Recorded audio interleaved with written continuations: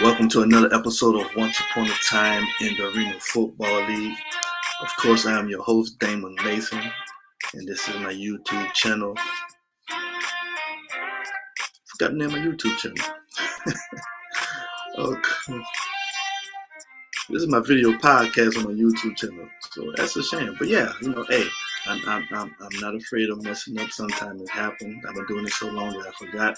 But this is again episode number 6. Let me get closer. Episode number 6 of Once Upon a Time in the Arena Football League. So guys, I'm going to get my settings set up. So as usual, I hope you guys enjoy the background music.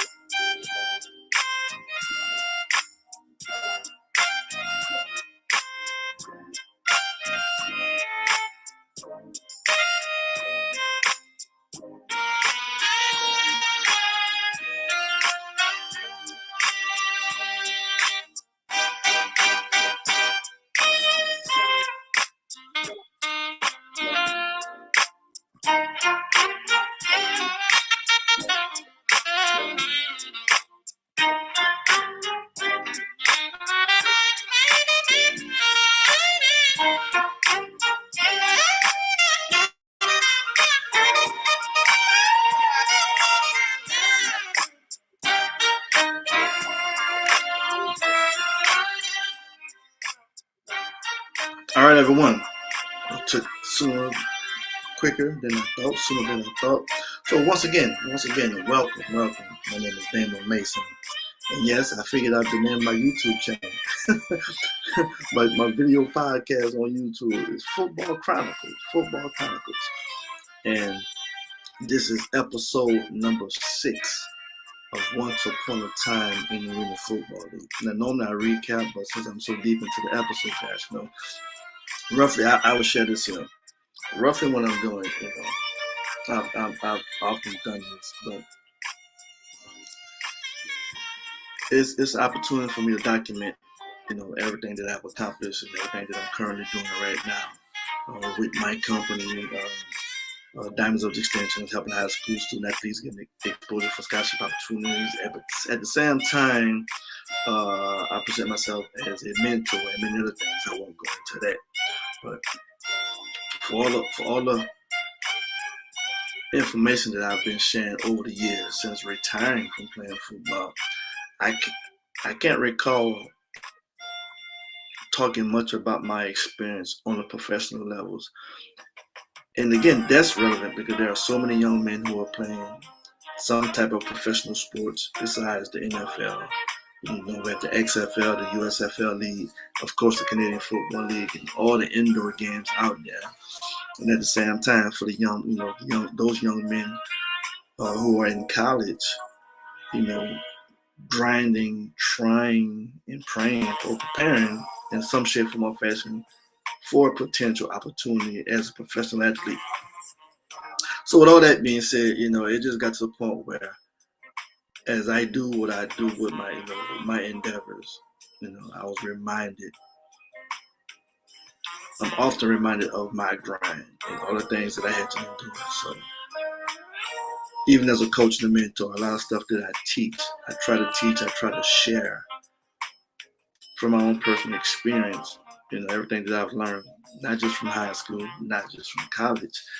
Matter of fact, not just from my youth.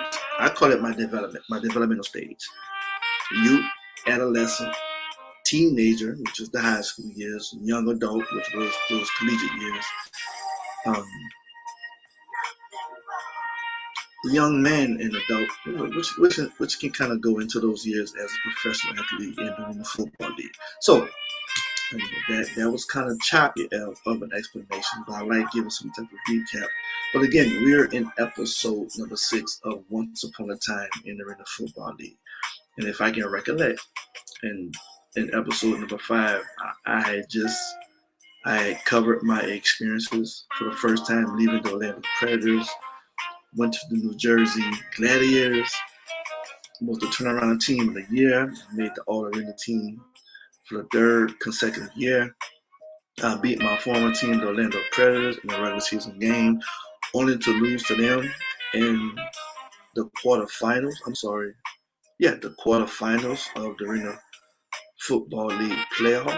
And unfortunately, they lost in the semifinals, the game before the Arena Bowl championship.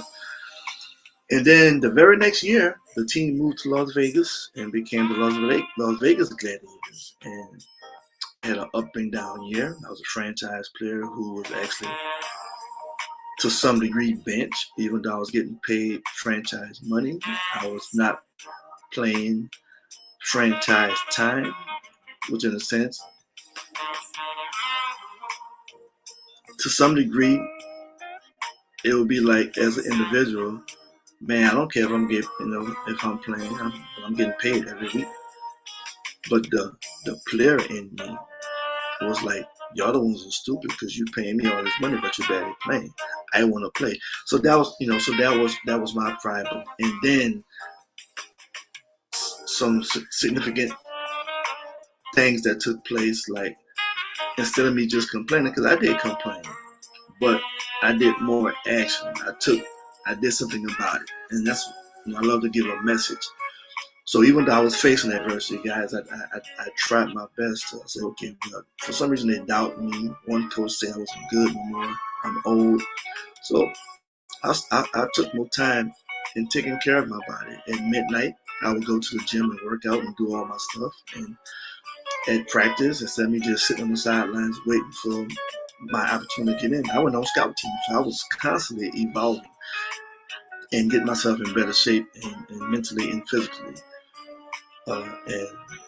And what I didn't share was, while I was doing that, I was talking a lot of crap. I was talking to the coaches, talking to the players, and I was saying stuff like, "Y'all better watch what I'm doing now because next year I won't be here." I was, I knew I was not gonna stay.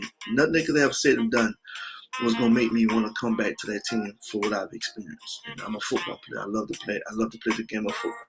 Been doing it for a long time and never experienced this type of BS.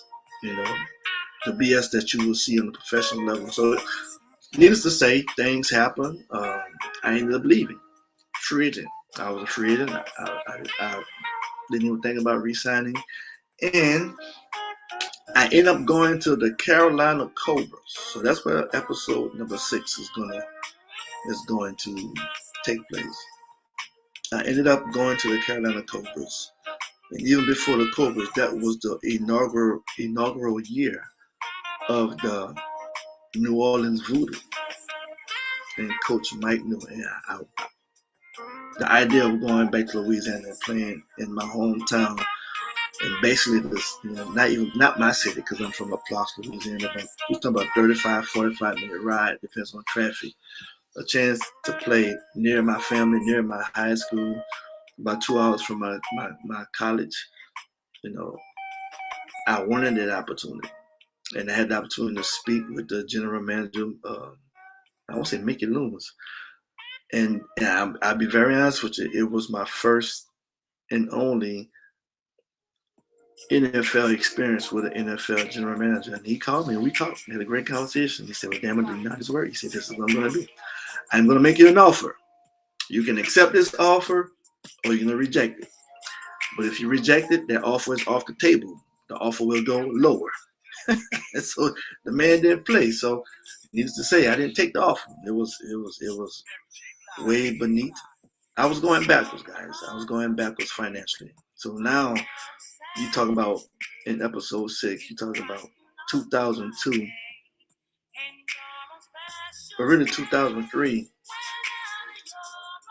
Now for the first time, the game that I love to play is becoming more of a business besides just a game. And excuse me, my background music had words, so I do not own the rights to the music, so make sure I say that. Let me change the music, change my background music. So yes, it was more than just a game. Now it's a business, and unfortunately, money was involved. That's a blessing, but it also could be not a blessing. So, needless to say, I ended up going to the Carolina Cobras and had great connection with the guys. You know, it was a team that roughly they put together a complete team, as far as I can remember. Uh, and I'm gonna say one name because you guys know this name, Matt Nagy. Matt Nagy, who's the head coach for the Chicago Bears, not too long ago. He was my quarterback, so I had the opportunity to play with this young man. Great guy, great competitor, and we battled a lot in Madden, Madden and Halo. So, and I think we had a good team. We had a good squad. And again, my experiences. These are my experiences, guys, and I'm sharing this for a reason. Hopefully, that if I can touch one person, one student athlete, male or female, if I can touch one individual and can benefit them in their work environment, then I feel like I've done my job. Because no matter where you are, you will face adversity. You will face adversity, and in the midst of adversity, you will have opportunity to show your true colors. And the individuals, their true colors, everyone's true colors will show. Everyone's level of integrity will show up. So I'm in Carolina, the Carolina Cobras, and it got to a point where we won a couple of games, then we started losing. They fired one head coach, and the offense coordinator became the head coach. And if you know, you know. I won't say his name. He died some time ago, not too long ago, but maybe a couple years, Won't say his name. My respect for him, and I'm glad I had the opportunity to meet up with him in a mutual place that we just so happened to be. And we talked about it, but me and this coach, we butt heads, and I won't tell no long story, but we ended up playing the game. We played the game, and we ended up losing that game. And now I'm a seasoned vet. And we get blowed out, and I'm just at the point where I can't believe this. I've never experienced this type of foolery. High school, yeah, maybe college, but in college I didn't care because I was a defensive player. You kind of knew what you was getting when you played at Louisiana Lafayette back in those days, and that's what made us so good when I was there. But were we perfect? Not even close. But we knew we had talent, and we knew we could win. So anyway, I didn't play to win. I didn't play to lose. I played because I love the game. But now I'm a professional athlete, and I'm playing this game. And it's been, let me put it this way, it's been a long time since I've been a part of a team that kind of stomped up the field the way we did that particular night. And I'm coming up the field. I'm just like, I'm laughing to keep from cussing and doing the wrong stuff and saying the wrong stuff. And this young lady, who just so happened to be the coach's daughter, she worked in the front office. She had the audacity to question me. Mason, what is so funny? I don't see nothing funny about what's taking place. And I let her have it. I let her have it on the sideline. And that was that. So now after the game, we shaking hands like professionals normally do. And I learned that as a rookie. Because in the game, we lose, I'm ready to fight, I'm mad. And I remember Jay Gruden, my rookie year, 1998. I was so mad I was in the game, and he often clowned me about this here. He often clowned me about I was after the game as a professional, we go out. Of course, I didn't know that back then. But they go out and this and that. They drinking, we drinking, and it's like, hey man, we played, we won, we lost, it don't matter. But now we all get together, we laugh, we talk about it, and drink. And I wasn't used to that. I'm 24, fresh out of college. You lose me, I don't want to kick it with the people who just beat me. Especially when I'm playing against a quarterback who, and I'm not gonna say his name, I respect for him, but he's a white guy who told me something on the football field that I didn't forget. And in my mind, I was like, I'm gonna get him for saying what he said. And it was a racist statement. So I definitely won't say his name. And he said something. He said something, and I was going to get him. So we're in the club, and I'm back in the cut, and I'm eyeing him. But he's at the bar drinking with his teammates and my teammates and my coaches. And I'm mean mugging him. I'm standing him down. And he see me. And I see him seeing me. So he whispers something to my coach, Jay Gruden. And Jay come talk to me. So he had to calm me down. Man, damn, let it go. Let it go. You know, it's professional sports. He didn't say all that, but basically that's what he was doing. So I learned to let it go. And again, 24, fresh out of college, a rookie, and I quickly learned that what happens on the field should stay on the field. But granted, again, that was 1998. This is 2002, playing for the Carolina Cobras, and we just got our butt whooped by this team. And I'm talking to a former teammate of mine who was with me in Las Vegas, in New Jersey. He's not playing, but he's at the game. He's with his daughter. I won't say his name. And I'm not the only one. We all on the field shaking hands, and this coach just started cussing us out and get y'all so and so back in the locker room. I can't know whatever he was saying, but first of all, I'm a grown man. You know what? Just as once upon a time in the Arena Football League with Damon Mason, I am a grown man who so happen to be black. You are my coach who is a white guy, and you screaming and hollering and cussing, and so I'm ignoring this here because you're not talking to me. You can't be talking to me. I'm talking to my friend and his daughter, and so I'm ignoring it. But at some point in time, he's still cussing and screaming and hollering, but I look around, I'm the only one on my team still on the field. So as I shake my man's hand and told him I'm going to talk to him later, as I'm walking back to the locker room, this coach is walking with me.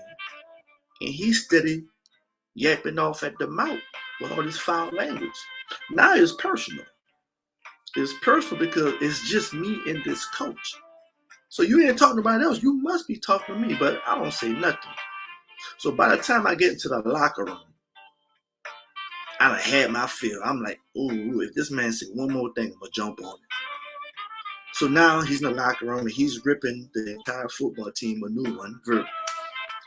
And he's letting us have it. And all I can remember, the last thing he said was, I don't know what else to tell y'all. And I said, well, good, because I'm tired of hearing your mouth. That's what I said. And it was just a spur of the moment thing. I'm tired of hearing your mouth. So at that point in time, I started shaking my teammates' hand. I said, man, it's nice playing y'all. So they looked at me like, what you talking about? I said, bro, let me tell you something. I don't know what's going to happen, but something's going to happen. I feel it. This man invited us to his house, had a barbecue before we made this trip to try to bond with us. This white coach invited us to his house. Yeah, I'm stressing this, guys. Again, this is my life.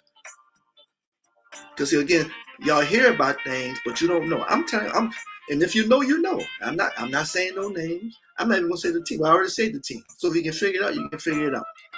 It is what it is. But I am not saying no names because the good thing about negativity, again, everybody has the opportunity to show their true colors.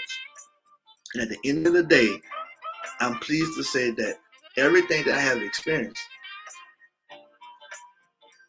especially in the football league, it was all for my good. And the individuals who I dealt with, I don't think I left a bad taste in nobody's mouth. They might have some bad things to say about me, but not at the end of the day, but as far as I'm concerned, I've had a chance to speak with all these individuals and certain things. But anyway, so this is what I'm saying to guys, man, you can invite us to your house, you can invite me to your house, and then we lose a game. We didn't lose on purpose, but then you just no. So needless to say, it spilled over to the next day. We're in the airport, and we had a policy for this particular team that we had to dress. Mason don't feel like dressing up. No, I'm never gonna wear no ragtags. I'm professional. But you know what? I don't feel like wearing no suit and tie. I'm gonna be casual. Matter of fact, I'm wearing what I want to wear, and I dare him to tell me something. So I tell a story. So when we get to the airport, and everybody look at me, I say, "Bro, look, if this man tell me one thing today, I'm gonna let him have it. I'm not putting up with it no more." So every time he looked at me, I always tell people, I say, "Look, I want you to turn around and then look at me." So he turned. So every time he looked at me, I was already looking at him. And I kept doing it. So he'll look away, then he'll look at me again, and I was still looking at him. So I get so anyway, we made it back to Carolina. The next day, early in the morning, my phone rang. I saw his name on there. I don't feel like talking to this man. He called me about 2 or 3 times, and finally I answered. He said what he had to say, very polite and everything. But bottom line was he decided that he wanted to release me. I said, no problem. As soon as I hung up the phone, I got to bed. I dialed that 407 area code. Hey, Jay, this Mason. Hey, man, I just got released. Call me. I don't know how Jay must have been at practice. I don't know Jay, but Jay called me as quickly as he could, asked me what happened, told him what happened. He said, how fast can you get your ass to Orlando? I said, I'll be there as soon as possible. Just early in the morning, I said, I don't know how long it took me to pack. It didn't take long at all. Bottom line is, when I met the coach, I sat in the car with him, we talked about it, and it was cool. It really was cool. And he talked about it. He said, he talked about his thing, nothing about his daughter, but he said, Mason, he wanted me to do some things again that I didn't do in Orlando. And again, at that particular time, I was a lot of people because I only played for 2 teams at that time. But it's something when in free agency, when people want you for your talent, they want you for your capabilities and what you have done. But then once they get you there, they're trying to reinvent you. I'm not saying it's not possible, because as I continue doing this episode, you guys are going to see that it is possible. But it's more about your approach. You know what I'm saying? And nothing happens overnight. Anyway, so I'm looking at my time. So we talked about it, and he brought up the incident in the airport. He said, I felt like you were doing that on purpose. Like you was testing me or trying me. I said, Coach, honestly, I was. I said, I really, really was. So we talked about it. He gave me my last check. I shook his hand. I got out of his car, went to my apartment. I got my stuff. I said I was in Orlando. From Carolina to Orlando, it must have been maybe about 2 hours. Got there, got situated in practice.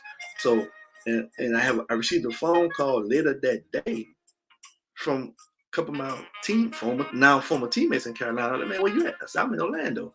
They say, they was at practice stretching, and everybody kept saying, well, where's Mason? Where's Mason? And so then when the news broke that they released me, don't know how true it is, but I heard that the ownership didn't know that he released me. And again, don't know how true that is, but they released him for releasing me because I was signed as one of a premier player on that squad. So anyway, now I'm back in Orlando. And I'm not going to lie, I'm back in Orlando. Actually, we had played Orlando. We had played Orlando in Carolina. They barely won, but still, they beat us. And they were struggling. Orlando was struggling that year. So it was good to get back to Orlando. But I'm not gonna lie, I was kind of nervous because, I left and didn't know about the expectation. And it's kind of hard when you go into places that people, you feel like people are doubting your talents for whatever reason. But I do remember, JT, my first game back was against the Georgia Force.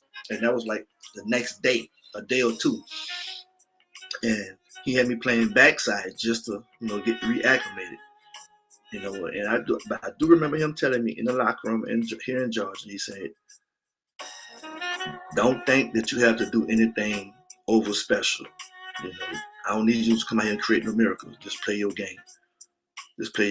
So I never forgot that because I was a little nervous, he brought me back and yada, yada. But anyway, we ended up making a run. That year. And actually, I just watched that game on YouTube. Not that game, but that season. But anyway, we made a run into the playoffs, and we ended up losing to a very good Chicago team. And I want to say that was 2003. And so at the end of that season, naturally I stayed in Orlando. Now, granted, let me back up because this is relevant. I'm engaged now. I'm engaged when I left Carolina. I'm in Orlando. This is very relevant because this is still about the transformation for me becoming a true professional. When I left Orlando again the first time, it was my decision that I kind of was forced into because of free agency. And Jay took care of me. He took care of me in every which way, at least the best I thought he could. I had no complaints, put it that way. I had no complaints until it came down that fourth year where they decided that, so people in the front office decided that Mason wasn't valuable enough to pay him the amount of money that he was agreed to and that he had agreed to in principle. So went out two seasons, well 3 seasons, well 2.5 because I got cut and ended up back in Orlando. And now I'm in Orlando during the off season preparing for my wedding in 2004. So that was the 2003 season. And the conversation I had with Jay was saying, man, look, as long as you guys can take care of my living, again, because they always wanted me to stay in Orlando, it wasn't even about the money. I was just happy to be back in Orlando. And I remember telling my fiance at the time, as long as Jay Gruden is here, he's going to take care of us. Those were my exact words. As long as Jay Gruden is the head coach in Orlando, he's going to take care of us. So in my mind, I'm back in Orlando. Everything is good. I had an apartment that they was going to pay for. All I got to do is get married and come back and have a great year, win this championship. So, and that was the 2004 season. So needless to say, Jay took care of me. I had an apartment. Went home and I married my wife. Came back from the honeymoon. We living in Orlando. Everything was going as planned. Season comes along, the 2004 season. So that was roughly several months after my wedding. Jay was at my wedding. Him and his lovely wife Sherry was at the wedding. I definitely wanted them to be there. I'm glad that they attended. And I want to say it was the first game. I was the player of the game. We won, beat a good Carolina Cobras, not Carolina Cobras, Colorado Crush team. There, Damian Harrell was there. Beat a good team. We ended up playing. I'm at the 27 mark. So again, everything is going as I thought I wanted to go until we played the Georgia Force. And Georgia Force was on the up that year. I want to say that year Matt Nagy had left. My quarterback in Carolina had left Carolina and went to the Georgia Force. And they had 2 rookie phenoms who was quickly making a name for himself. And just as fast as I said that, I can't remember that. I think Derek Lee was one of them. Derek Lee might have been about 6'2", 6'3", 6'4", receiver, rookie, just an awesome athlete. And I can't remember the other guy. Forgot his name just that fast, but really good receivers at Carolina Cobras. But we good ourselves. We don't end up Predators, and especially when you got Mason and McIntyre, the Eminem boys back together in the secondary. Anyway, Kenny Mack ended up getting hurt. The glove ended up getting hurt. And I remember telling one of my young brothers, Mike Brown, I said, man, me and Jay boys, but Kenny done got hurt, so Jay on pins and needles right now. Because the glove is known for making interceptions. And we playing against a good team, so, this one of the games that we need the glove to come do what he do. But now he's hurt. So now it's really going to be on us to buckle down. So long story short, we end up losing a game that we clearly should have won. We got off turnovers on offense. But what happened was this game, it was still close where you need your defense to make a stop. And they called a pass interference on me. And Jay was livid. Jay ripped me a new one. And so I'm sitting here looking at Jay on the field with my hands on my hips, just looking at him going off at me. And something clicked in me, and I did something that I never did with Jay. I said something. But what I said was this. I said, damn, man, you act like I did it on purpose. And then Jay said something to me that I totally was not expecting. And I don't know if I'm going to say it, and I don't know if he remembered it. But he had a few choice words with me that I won't say, but then he said, well, I'm going to put it this way. He said, shut the up before I get rid of you.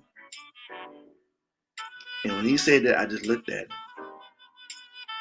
And I can be very honest, I was more hurt than angry. White guy, white coach. Cause I'm being real. Again, this is what I've experienced, and this is in my mind. Even for the players, for the people who knew when I left Orlando the second time, but this time I was cut. I'm gonna tell you why I was cut. I'm done. This is what happened. But I'm saying for a reason, not to bash Jay, because me and Jay talked about this many times, and he's apologized many times. And I'm gonna get to that as well, hopefully, at the end of this episode, which is now. But he said, shut the F up before I get rid of you. And again, I was more hurt than mad than angry because I consider Jay a friend. But in my mind, at that time, I was like, you know what? That friendship is out the window. It's now a player-coach relationship, strictly business. I rode home. My wife had drove down with one of my teammates, him with his girlfriend at the time. So I won't share her name, but I'm gonna share his name, EJ Burt. So me and EJ we drove back that night from Georgia to Orlando. My wife and his friend at the time was in the back seat, and me and EJ was talking. I was sharing with him just everything. And I don't know if I told it to EJ, but I know I definitely told it to my wife. I told her, I said, you know what? I think God is preparing me for life after Jay Gruden, or life without Jay Gruden. To remember what I said now. This during the off season, before the season started, before I got married, I told my wife, my fiance, as long as Jay is here in Orlando, he's going to take care of me. See, I was saying that Jay was going to take care of me. I was counting on Jay to take care of me. I was being a man, but I was putting too much faith into Jay. I'll be honest with you. When we lost, I felt like I let Jay down, because Jay used to tell me, if you play good, we win. He ain't telling nobody else. He told it to me. If you play good, we win. So I put too much credit to Jay. Not that he didn't deserve the credit, but the God that I serve, the Lord that I serve, I was told that he's a jealous God. So God used Jay to do some things that Jay didn't realize what he was doing. And this is what Jay told me when he released me sometime afterwards. So I told my wife, I feel like God is preparing me for life without Jay Gruden. The very next day, now keep in mind, I just came back to Orlando last year, because I cussed out the coach. Well, not because I cussed out the coach's daughter, but because me and the coach, I kind of, we didn't see eye to eye. And Jay brought me back. And then not even 2 or 3 games into the next season, this happened. But watch this. And I'm gonna set up season 7 like this. So the next day, the phone rang. It's Jay. Talked about it. I'm dumbfounded. I'm like, wow. So I go in and sit down with Jay, and we talking. And even in the midst of him wanting to make a move with me, and I say make a move with me because the conversation, I ain't gonna share the conversation because I don't remember it verbatim because it's been so long. But I'm saying this part because Jay did not have to do this. He asked me. We talked. He asked me. He said, "Would you prefer me to cut you or trade you?" Now, who in their right mind does that? What coach does that? And if you understand why I'm stressing this here, if Jay trade me, he trade me and he get the best for me. If he cuts me, I get to go where I want. So I asked him. I said, and I knew the difference, but I didn't. I said, well, what's the difference? I didn't know. He asked me, do you know the difference? And he told me that. He said, if I trade you, wherever I trade you for, that's where you have to go. But if I cut you, you can go where you want to go. So I said, well, go ahead and cut me so I can go where I want to go. And in my mind, the reason why I wanted to be cut because I'm going to choose the team that I want to go to so I can prove to people ain't nothing wrong with me. If anything ain't wrong with anybody, it's wrong with him. That he made a decision. He made a business decision. So I wanted to pick and choose where I wanted to go. Not gonna lie, guys, I cried. I got back to my apartment with still my newlywed wife, and we both cried. We both cried. I mean, it's a sad thing because I'm a grown man. This is my profession, but now I only have my profession, so I don't know what's gonna happen. I haven't been cut since I was like 8. But I want to say this is the beauty of how the Lord works. Once everything cleared, hit the waiver wire, and the words got out, my phone started ringing off the hook like crazy, and those tears went to joy. Like, oh my God, I had all kind of teams calling me, wanting me to come play for them. And as great as that was, my wife was still gonna be. She still had to stay in Orlando. So I asked Jay. I said, look, another thing, Jay had to do that. I asked him, would he mind if my wife stayed here till we get things together? So he let her stay in the apartment that they were still paying for, even though he cut me. Of course, she had to get out eventually, but he let her stay there long enough. And then I had some of my former teammates in Orlando help her move everything. So man, look, the love and respect for this dude goes deep, and I don't think he understands that. But anyway, so I ended up. So I'm getting these phone calls, and I finally make a decision. But I do my research. I'm doing research while my phone going off the hook. So I get a phone call. From Chicago.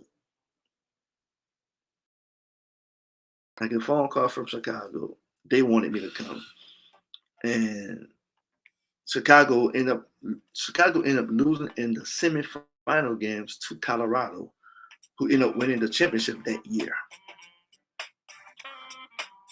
And there's a familiar coach in Chicago at this particular time. Yes, and if you figure it out, if you know, you know. Won't say his name, but this is the coach who I was with in Las Vegas, in New Jersey. This coach. And like I said, the last conversation him and I had was he apologized. I apologized. I accepted his apology. He accepted mine, and I told him he had some great things. And it proved, because he ended up winning the championship. I was going to say that for that episode. But anyway, so I went back and forth to the airport because every time I went to the airport, somebody was calling me with a better deal. And actually what I did was I was doing my research. I came across a team and something caught my attention. The Michigan, what was it? Grand Rapids, Michigan. The Grand Rapids Rampage. Head coach Sparky McEwen had fired his entire defensive coaching staff. Now, I don't know what happened. I didn't care what happened. But one thing that stood out in my mind, he had no defensive coaches. I think Tony Boyd was still there, but Tony did offensive line and defensive line. But he had no defensive coaches besides Tony. That's where I want to go. And so what happened was when I called Sparky, made contact with him, he ended up getting more money to go to Grand Rapids at that particular time than I was getting in Orlando. But on my way to the airport, Chicago called me. That's what happened. Chicago called me. And I turned back around, went back to my apartment, to my wife. And so now I'm like, what should I do? And then the only reason why I didn't end up going to Chicago, I felt like, you know what? I had to already give this man, Sparky McEwen, the head coach in Grand Rapids, my word. I can't do that. And when I had the opportunity to speak to Coach Hornsey, who was the head coach, I won't say my secondary coach name because, what I share about him in Las Vegas and in Las Vegas, not even in New Jersey, but still, me and Coach Hornsey, he told me how much he respected my decision to be a man of his word. And he didn't need me anyway. He wanted me, but he didn't need me. But in typical Damon Mason fashion, on the prayers of my mother, I wanted to go to a team that needed me. And I felt like Grand Rapids Rampage needed me. And anything that was going to happen good was going to make me look good. Again, my mindset was I wanted to prove to everyone in the league, including myself, that there was nothing wrong with Damon Mason or his play. That for whatever reason, Jay Gruden decided to make a move, and we parted ways. But guys, I'm going to end it this way because I'm going to start off episode number 7 in Grand Rapids. But that was a blessing in disguise because that's really when the Damon Mason that a lot of people grew to know, or the stuff that you read and hear about me. That's really where everything that I learned was actually I had to put into play as a professional athlete. And it was because what my faith tells me, and my faith in the Lord tells me, that God had to remove me from my comfort zone. And God used the man that brought me to Orlando twice, not to get rid of me, but to set me free so I could elevate. So that's why, you're going to hear about this again in the next episode, but that's why when Devil J. Gruden tells me, I'm sorry, I don't know why I did it, I'm still going to tell him what I told him when I first met him, what my mother taught me. When things happen in our life that we can't explain, God definitely has a purpose for it. God used you to let me go, man, so I can go higher, so he can take me higher. And I couldn't do that just keeping my faith and trust in you. My faith and trust belongs to God, not you. And that's not your fault, that's my fault. Guys, so that's it. I hope y'all enjoyed episode number 6. I know it's a little bit lengthy, but definitely worth it. So I look forward to seeing you guys for episode number 7. And I haven't said this before, guys. Look, you do me great justice if you go ahead and go to my YouTube channel. Hit the subscribe button. It's free, guys. It's for the growth of my channel, and I really will appreciate it. Subscribe, hit the bell, and what that does is that will give you a notification anytime I go live, if you want to see me live, or it will definitely send you a message to let you know when I have went live and I have uploaded some new information. But other than that, man, I appreciate you guys anyway. So take care, be blessed, and as always, peace.